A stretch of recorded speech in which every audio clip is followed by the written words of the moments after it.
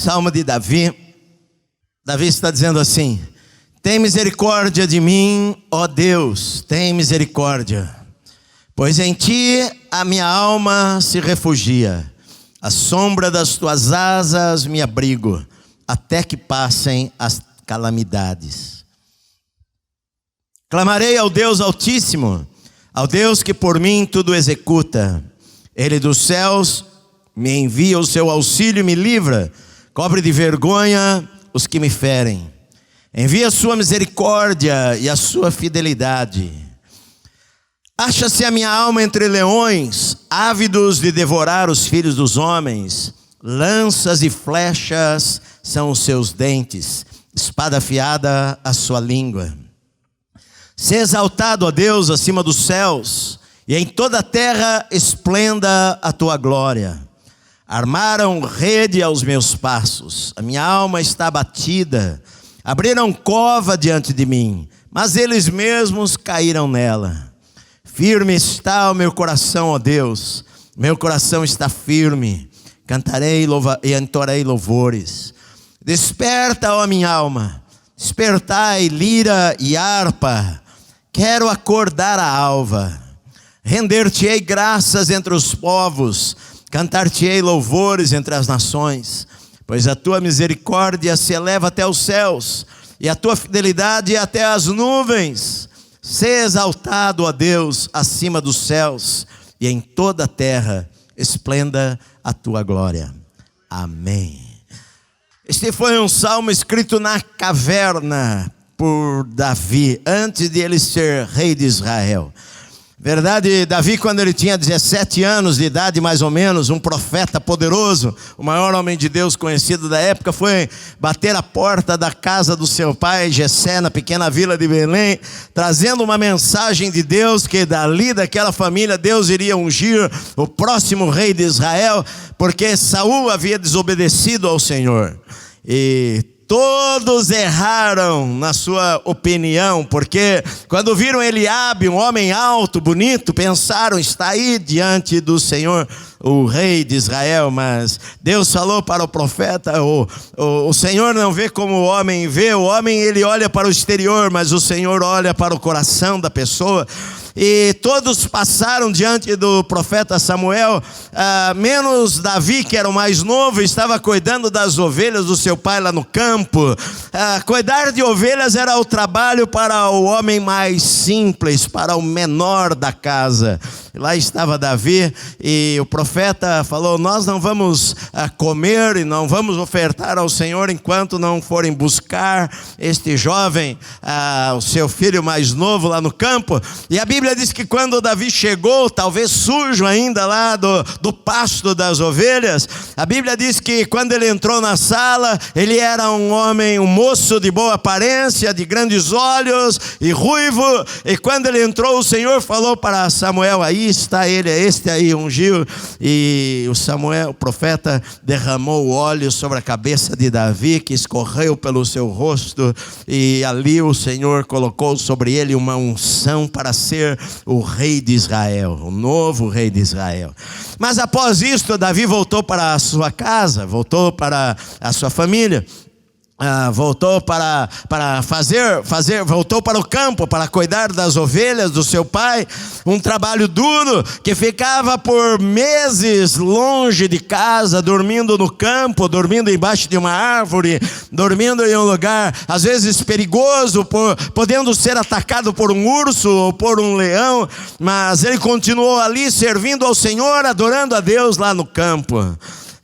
Deus ele está trabalhando quando a gente não enxerga que ele está trabalhando. E Deus havia falado que ele iria ser o rei de Israel, e Deus agora, o rei Saul, longe do Senhor, endemoniado, muitas vezes demônios entravam no seu corpo lá no palácio.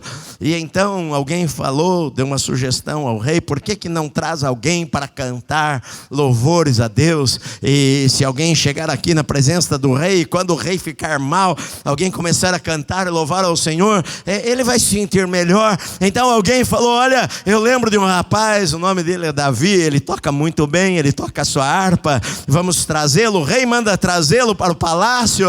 E Davi, então, quando o rei fica possesso, Davi, ele começa a cantar e louvar ao Senhor, e o rei se sente aliviado.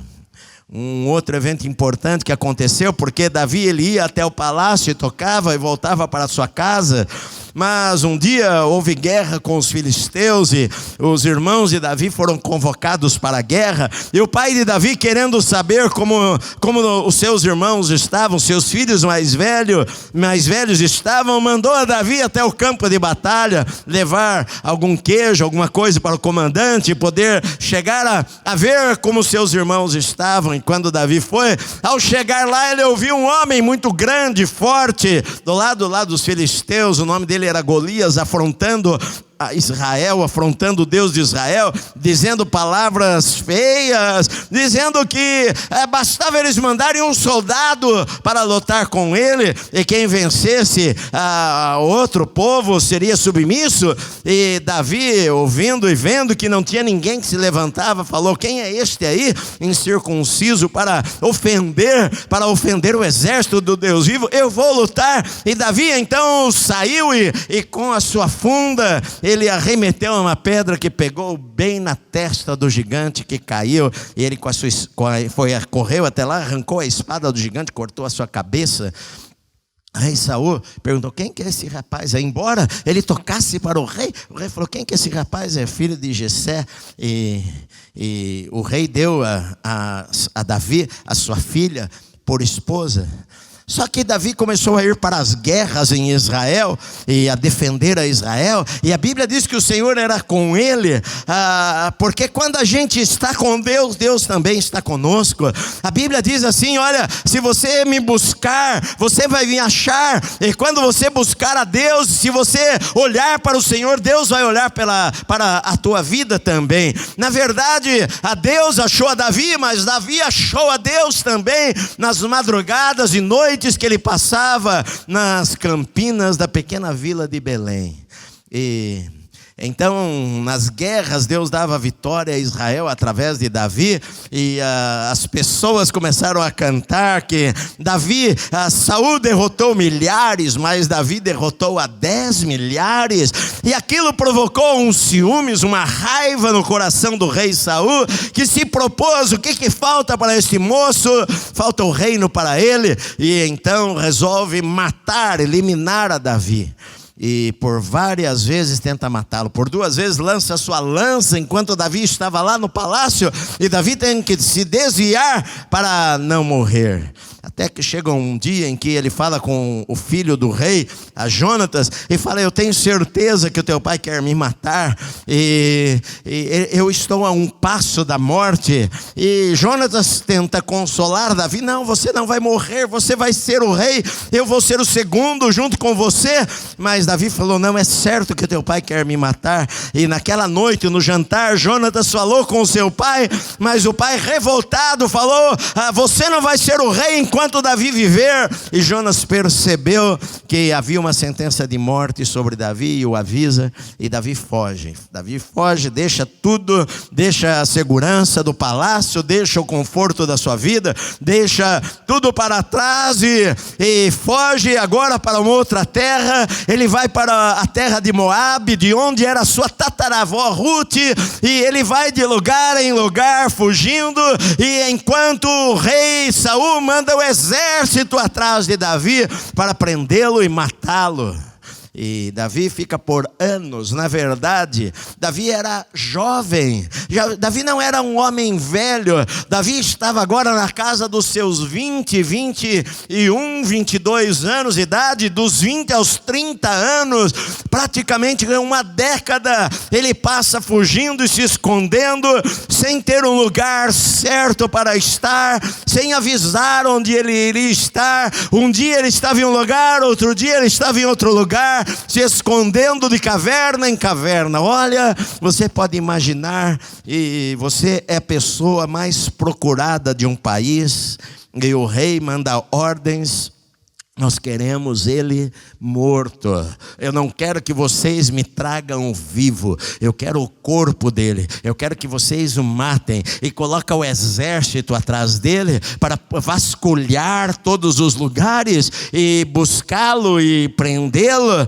E então chega a notícia ao rei de que Davi ele está em En-Gedi. En-Gedi ficava no meio do deserto da Judéia, um deserto que faz 48 graus de temperatura.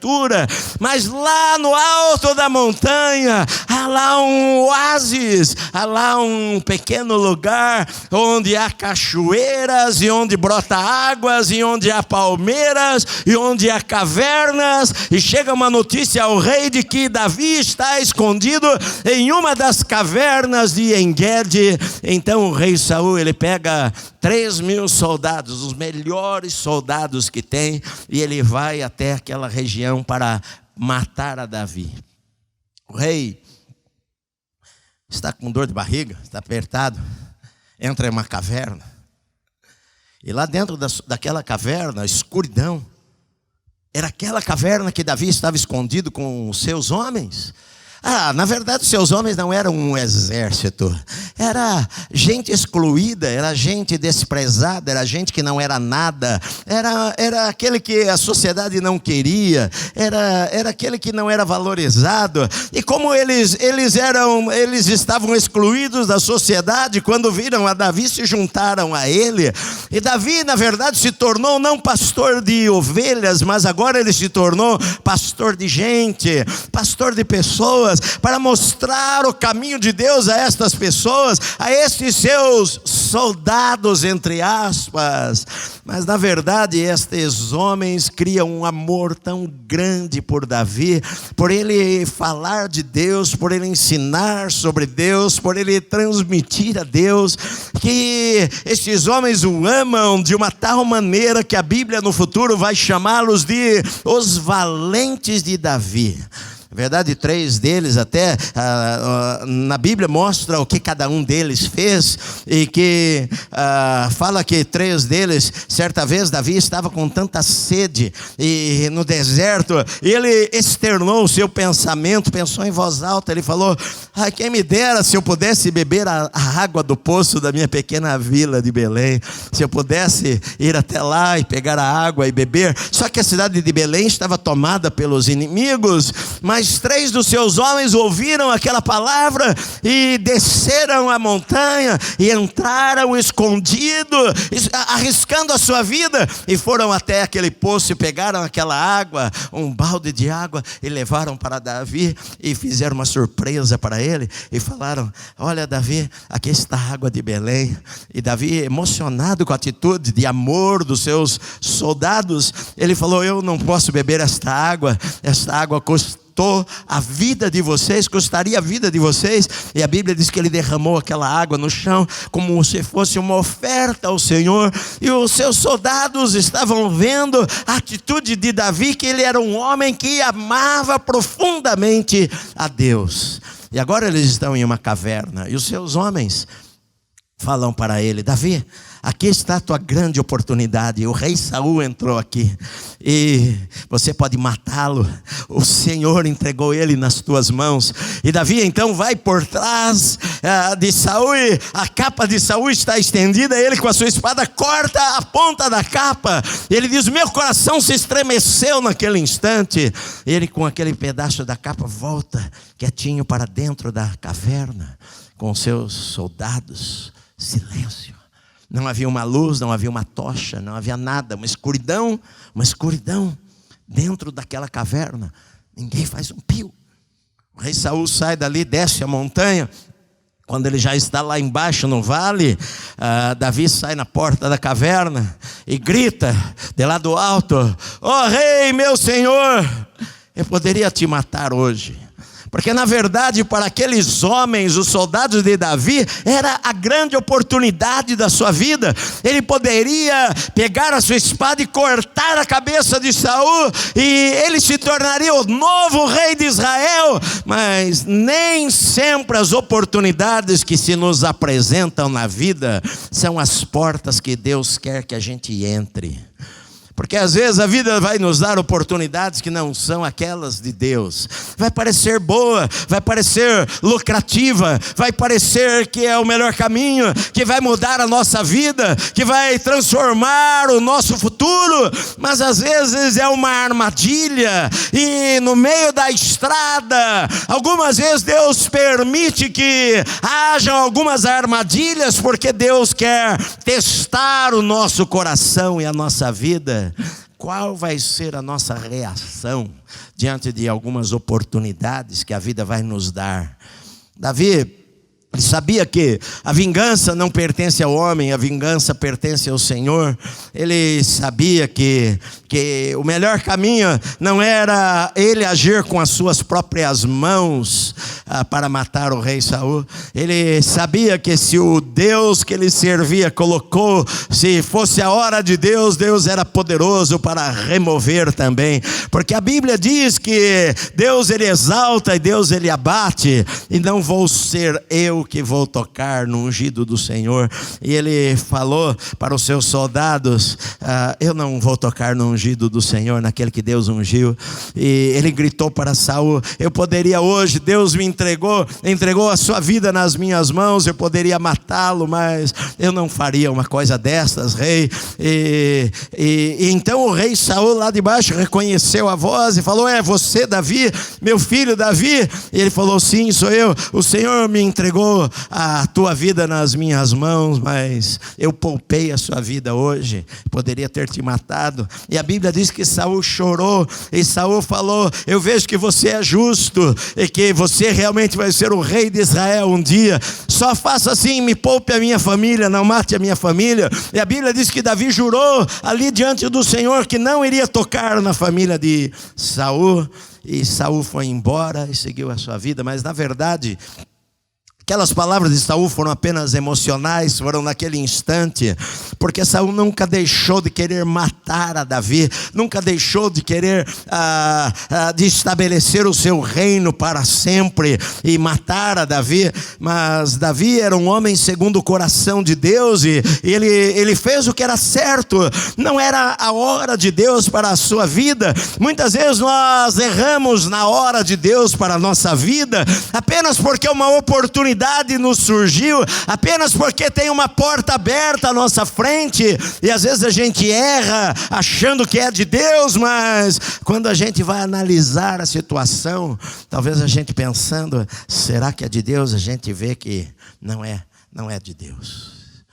Eu não vou romper com os meus princípios porque uma porta está aberta. Eu não vou romper com aquilo que Deus quer que eu faça apenas porque tem uma grande oportunidade. Na verdade, Davi, os seus homens estavam vendo como era o coração de Deus através da vida de Davi. Os seus homens estavam vendo: olha, não adianta, eu não devo pagar o mal com o mal. Ele fez mal.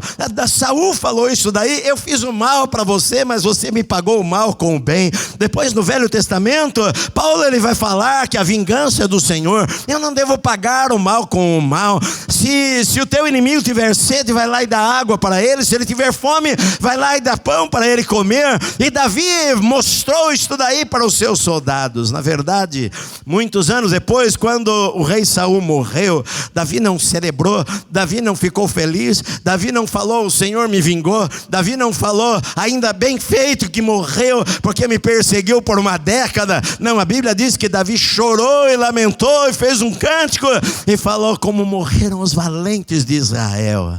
Ele chorou naquele dia, porque Davi não desejava vingança. Davi era um homem segundo o coração de Deus. Saul foi embora e Davi ficou naquela caverna escura. Na verdade, por mais 6 anos e meio, ele iria ser um fugitivo. Às vezes a gente pensa que no dia seguinte tudo vai mudar em nossa vida apenas porque eu fiz o que era certo. Eu fiz o que era certo. Eu tive a chance de pegar a espada e matá-lo, mas eu não fiz isto.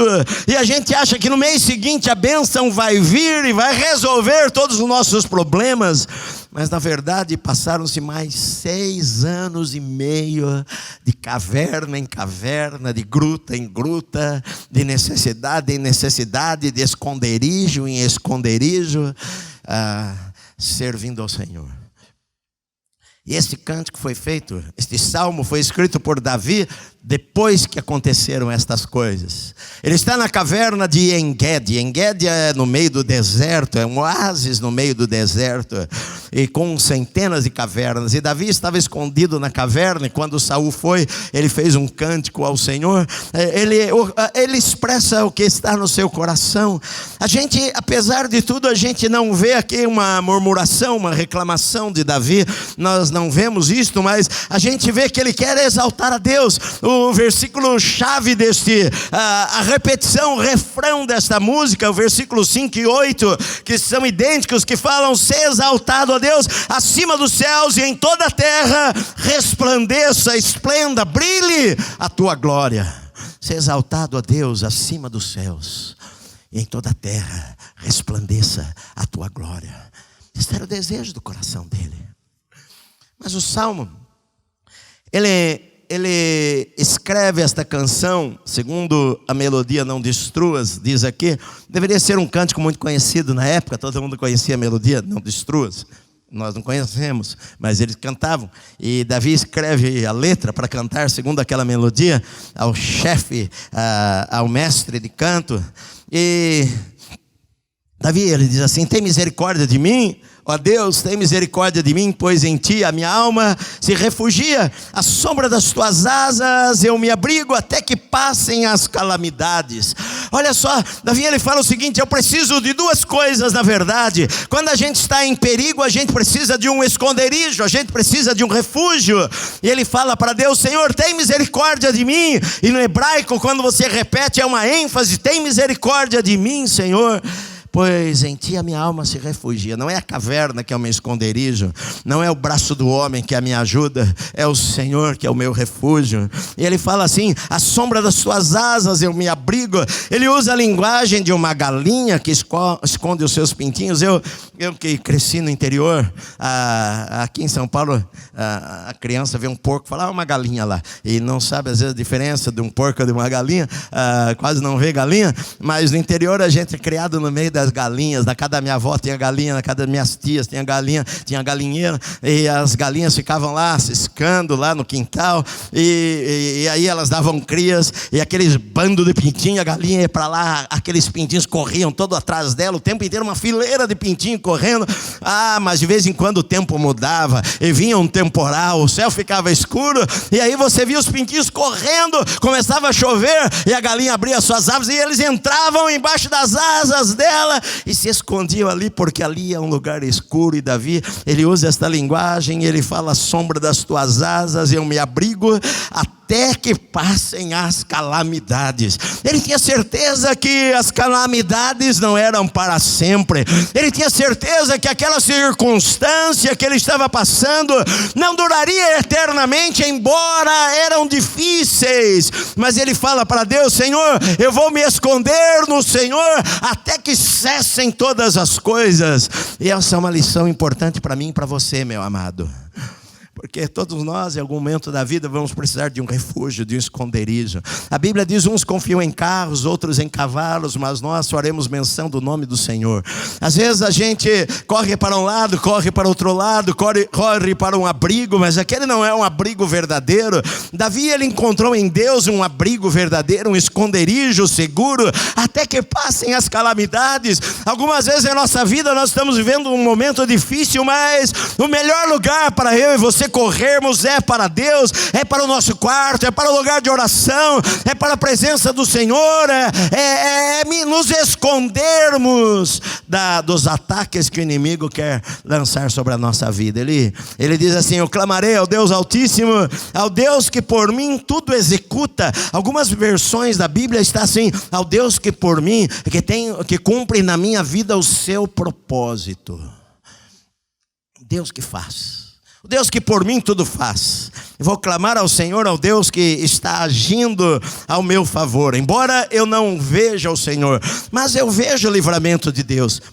Porque ele fala aqui, olha no versículo 6, eles abriram cova diante de mim, mas eles mesmos caíram nela. Na verdade, o Senhor tem sido proteção no deserto, nas cavernas, nos esconderijos. Deus tem me guardado de todas as coisas. Eu clamarei ao Senhor, ao Deus que por mim tudo faz, mesmo quando eu não estou enxergando. O Deus que por mim realiza os seus propósitos. Se Deus falou que eu vou ser o rei de Israel, eu vou ser o rei de Israel, independente das circunstâncias momentâneas que eu esteja vivendo em minha vida, porque as circunstâncias um dia vão passar, a calamidade um dia vai passar. Davi, ele mostra sua confiança em Deus. Ele diz nos versículos 3, ele diz assim: ele dos céus me envia o seu auxílio e me livra, ele cobre de vergonha os que me ferem, envia a sua misericórdia e a sua fidelidade.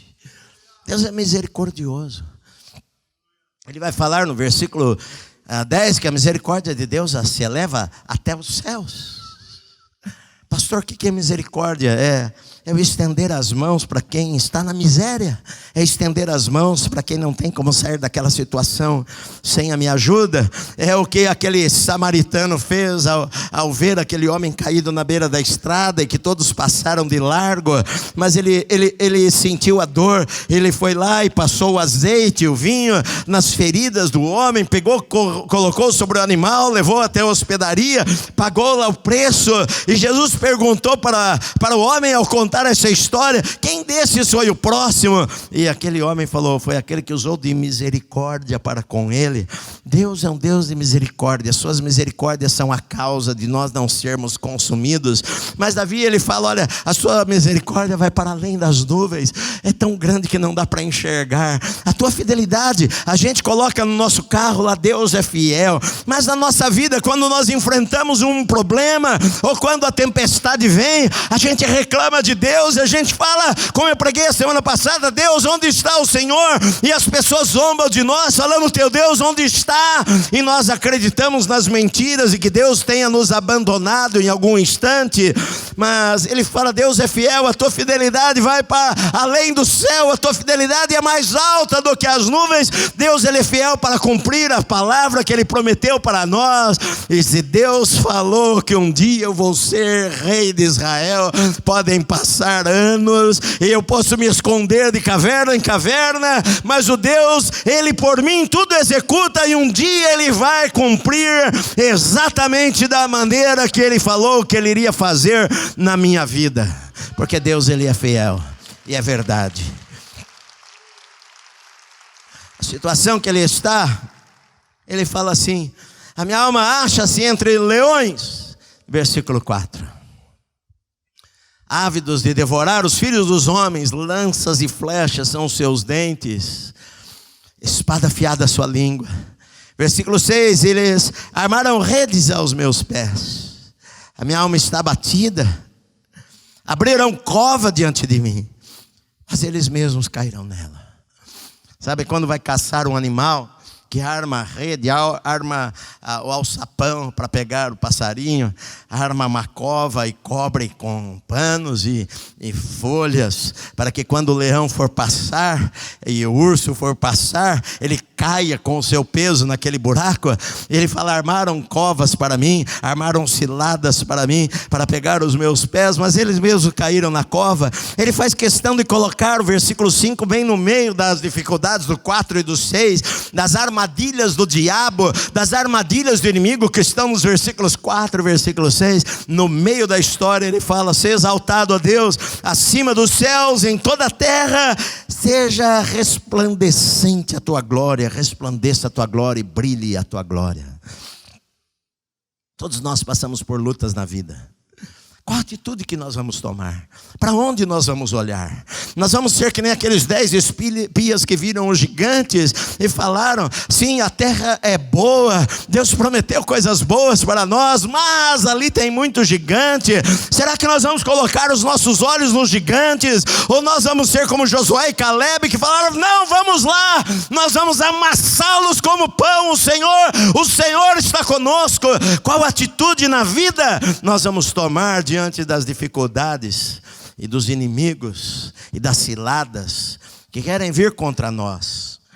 Davi, ele fala assim: o meu coração está firme, firme está o meu coração, firme está o meu coração. Eu cantarei e entoarei louvores ao teu nome.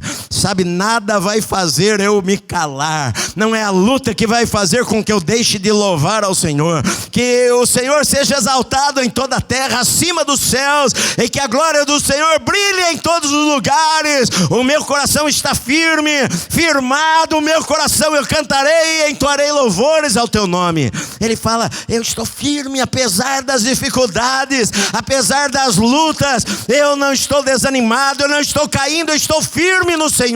E ele fala: firme está o meu coração.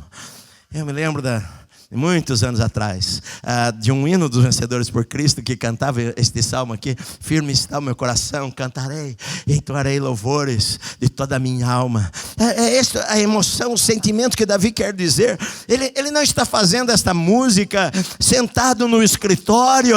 Ele não pegou o seu violão tomando um suco no ar-condicionado e falou: deixa eu pensar algo para Deus. Não, ele conta a sua experiência na caverna. Ele está num lugar escuro, ele está a um passo da morte, ele está num lugar que longe de coisas que ele amava, sem conforto nenhum, e ali ele canta para Deus. Ele não canta quando não há nenhum problema, ele não canta para Deus quando tudo está maravilhosamente bem na sua vida.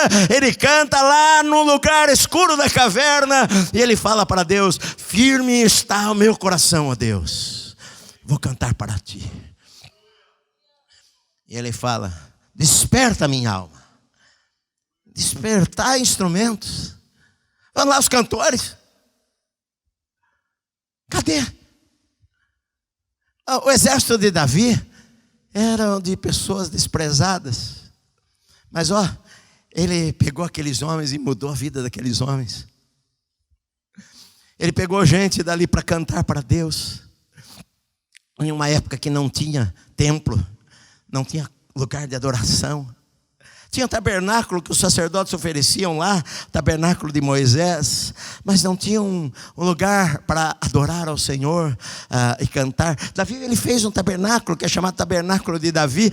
Ele colocou gente lá 24 horas. Ele colocou gente lá dia e noite para cantar louvores ao Senhor o tempo inteiro, de madrugada. Havia gente lá cantando músicas para Deus. Ele amava adorar ao Senhor. E ele fala: olha, vamos acordar a alva, desperta. Olha, vamos acordar a alva. Eu quero acordar a alva. O que é acordar a alva, pastor? É acordar o amanhecer. Antes de amanhecer, antes do sol despertar, eu vou estar despertado para louvar ao Senhor. Eu quero acordar o dia, eu quero me levantar de madrugada, eu quero cantar para Deus nas horas da noite. Ele fala no Salmo 5: pela manhã, Senhor, ouvirás a minha voz. Pela manhã o Senhor ouve a minha voz e eu fico esperando. E agora ele fala assim: eu vou acordar a madrugada, eu vou acordar o nascer do sol. Eu vou falar para o sol: olha, você nasceu agora, mas eu já estou acordado cantando para o Senhor. Acorda, desperta instrumentos, vamos louvar ao Senhor. E lá do meio da caverna ele fala o seguinte: render-te-ei graças entre os povos, eu cantarei louvores entre as nações. Ele não tinha como cantar louvores entre as nações e nem render graças entre os povos. Mas sabe, querido, quando você ama Deus, você quer gritar para todo mundo, você quer cantar para todos ouvirem. Ele está em uma caverna, mas ele fala: olha, eu vou acordar o amanhecer, eu vou cantar entre as nações, eu vou louvar o teu nome entre os povos, porque a tua fidelidade ela vai além das nuvens. A misericórdia do Senhor se eleva até os céus. Se exaltado a Deus acima dos céus, em toda a terra esplenda a tua glória. Muitas coisas na vida nós não entendemos os porquês. Porque se Deus é Deus, por que Ele não faz as coisas mais rápido? Por que Deus se queria colocar a Davi e ungiu a Davi com 17 anos e criou um problemão para a vida dele? Ele poderia falar para Deus: Senhor, eu não quero isso daí. Sabe, eu não quero ser perseguido. Por que Deus, se Ele é Deus, porque Ele não pegou e matou o rei Saul logo e colocou Davi no lugar? Sabe por quê? Porque na nossa vida, muitas vezes, de A a Z, existe um tempo de transformação, existe um tempo de Deus trabalhar na nossa vida, porque para Deus o mais importante no processo é quem nós vamos nos tornar naquele processo. Se nós vamos ser pessoas amargas, amarguradas, ou se nós vamos ser homens de Deus e vamos ser transformados durante o caminho para crescermos e amarmos mais ao Senhor e servirmos mais ao Senhor e andarmos com o Senhor. Às vezes nós não entendemos coisas na vida. Elizabeth Elliot, ela teve alguns livros escritos. Ela é esposa, foi a esposa. Ela já morreu há alguns anos, mas ela foi esposa daquele um dos 5 missionários que foram, desceram com um aviãozinho de asas de socorro na tribo dos Aucas. Eu acho que foi na Colômbia. E há muitos anos atrás, o marido dela, jovenzinho, com os sonhos no seu coração em pregar o evangelho para os índios, e o Tim Elliot, desceram. Quando o avião pousou, eles já haviam feito contatos com a tribo, deixando espelhos, deixando comida, deixando coisas lá. Eles acharam que estavam próximos de entrarem na tribo e pregar o evangelho. E quando eles desceram, o avião pousou lá, e eles desceram na praia, os índios avançaram neles e mataram 5 missionários. Foi notícia no mundo inteiro, nos jornais do mundo. Os 5 missionários morreram a flechadas, e um deles era o marido de Elizabeth Elliot. Mas no futuro, depois de alguns anos, ela se casou com outro homem também, que veio a morrer de câncer.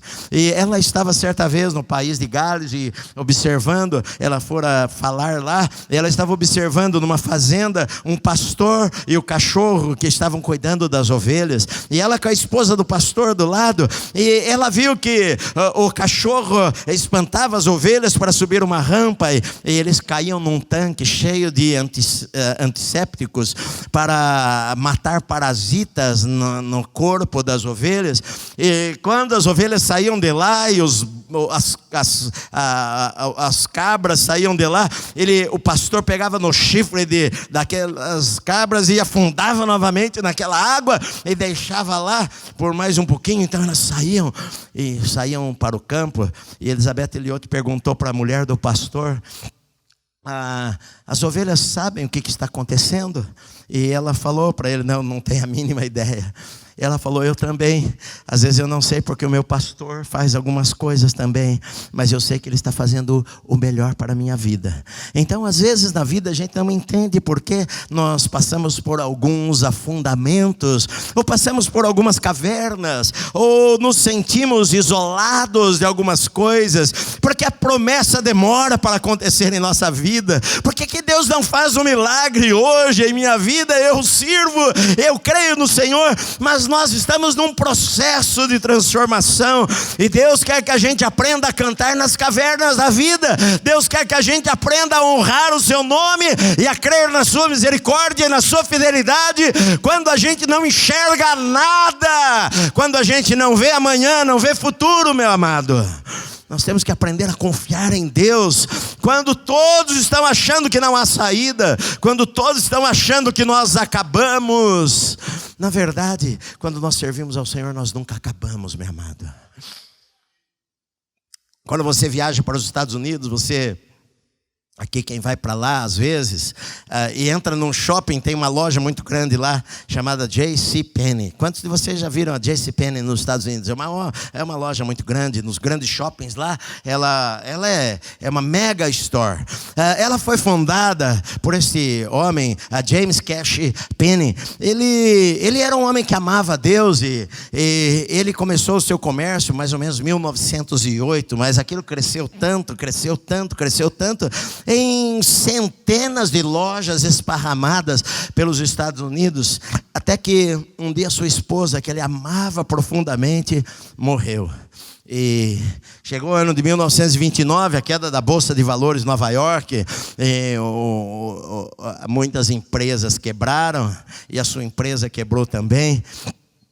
E ele ficou sem nada, ele perdeu a sua esposa, ele perdeu a sua empresa, e ele ficou meio louco e foi internado em um manicômio. E lá ele, com 56 anos de idade, pensou: a minha vida acabou, não tem mais saída. Até que um dia ele estava lá deitado, quietinho, ele ouviu alguém no corredor cantando um hino, e cantando sobre a misericórdia de Deus, que a misericórdia de Deus, e que Deus é bom, e a sua bondade, a sua misericórdia dura para sempre. E aquelas palavras foram como flechas no seu coração. E ele falou: naquele instante eu me senti vivo novamente.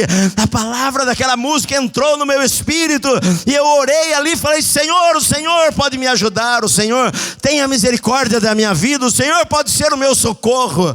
E aí, quando ele saiu daquele lugar, ele começou novamente o seu trabalho, e cresceu, e hoje você vai, são milhares de lojas, e você vai por todo lugar nos Estados Unidos, está lá o nome daquele homem que amou a Deus, foi fiel a Deus, e da sua loja ele dava o dízimo à igreja para manter missões, manter a obra de Deus.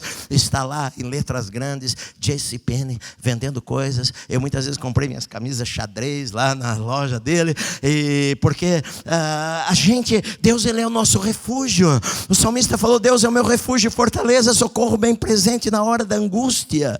Muitas vezes você está passando por momentos difíceis, e é a terceira semana que eu falo sobre isso daqui. Eu falei a primeira semana sobre Jó, a segunda sobre o Salmo 42, quando os inimigos falam: o teu Deus onde está? Mas eu sei onde está o nosso Deus está no céu, e tudo ele faz conforme lhe agrada. Por isso o meu coração está firme, por isso eu não vou ser abalado pelas circunstâncias da vida, por isso eu não vou ser abalado pelas coisas que não acontecem do jeito que eu gostaria que acontecessem, porque eu sei que o Deus quem eu sirvo controla o universo e controla o mundo está na palma das suas mãos, e eu sei que ele inclina e abençoa aqueles que o temem. Tem três coisas que eu aprendo no Velho Testamento, eu aprendo na lei de Moisés, eu aprendo nos sacrifícios lá em Levítico, eu aprendo em Deuteronômio. É que se eu obedecer a Deus, se eu obedecer ao Senhor, a bênção do Senhor vai correr atrás da minha vida e vai me alcançar em qualquer lugar. Segunda coisa que eu aprendo é que se eu desobedecer ao Senhor, vai vir maldições sobre a minha vida. Eu vou sofrer sem precisar. A bênção vai embora. Terceira coisa que eu aprendo é que se eu me arrepender dos meus pecados e dar a minha volta e voltar a obedecer a Deus, a bênção vai voltar a vir sobre a minha vida, e o Senhor vai abençoar a minha vida, muitas vezes 10 vezes mais, como fez a Jó, do que antes eu era abençoado. Meu amado, o que eu vejo é o seguinte: Deus é um Deus bom, Deus é um Deus de misericórdia. Eu não sei o que pode acontecer na sua vida. Esta semana eu estava conversando com um casal que perdeu o seu filho, e estava dizendo para eles: não dá para eu falar, eu entendo a dor, porque acho que não tem como a gente entender uma dor se não passar por aquela situação. Mas a gente pode imaginar, porque a gente faz tudo pelos nossos filhos, a gente dá a nossa vida. Se tiver um prato de comida, a gente dá o prato para eles e não, estou bem, né? Não estou nem com fome. A gente dá o melhor para eles, e de repente não é natural o filho partir antes dos pais, mas algumas vezes na vida isso acontece, a gente não entende os porquês. Eu estava falando para eles: sabe, querido, numa hora assim tão desesperadora e tão difícil, saiba que Deus, ele é abrigo, Deus, ele é refúgio, Deus, ele é consolo, Deus é fortaleza, Deus é esconderijo, Deus é aquele que consola e nos ajuda, e vai trazer os sonhos de novo. É aquilo que ele falou: Senhor, o Senhor tem sido meu refúgio, à sombra das tuas asas eu me escondo, até que passem as calamidades. Às vezes as calamidades querem bater a nossa porta, mas enquanto elas não passam, porque certamente um dia elas vão passar, como a Bíblia diz que o choro dura uma noite, a alegria vai vir pelo amanhecer. Um dia as calamidades vão passar, passar, um dia a dor vai passar, um dia o Senhor vai enxugar as lágrimas dos nossos olhos, um dia Deus vai tirar a tristeza do nosso coração, as nossas vestes de tristeza, e vai nos vestir novamente com vestes de alegria e de júbilo na sua presença, meu amado.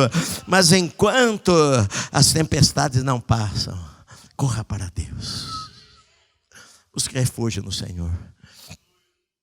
Eu falei aqui no culto da manhã que quando nós começamos a Igreja Bíblica da Paz, há 32 anos atrás, eu e a minha esposa, nós íamos para a reunião de oração e tinha lá eu e ela e meia dúzia de crianças lá.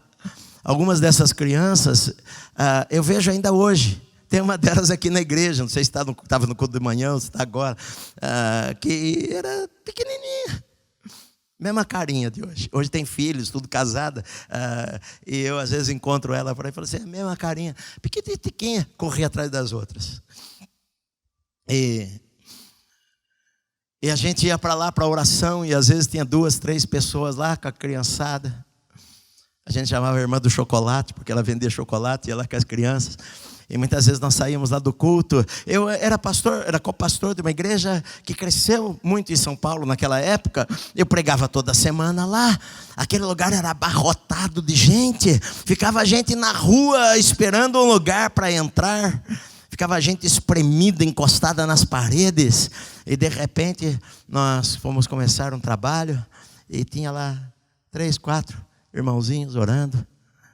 E às vezes a gente saía lá meio desanimado, e a gente falava assim, não vamos nem falar nada, né?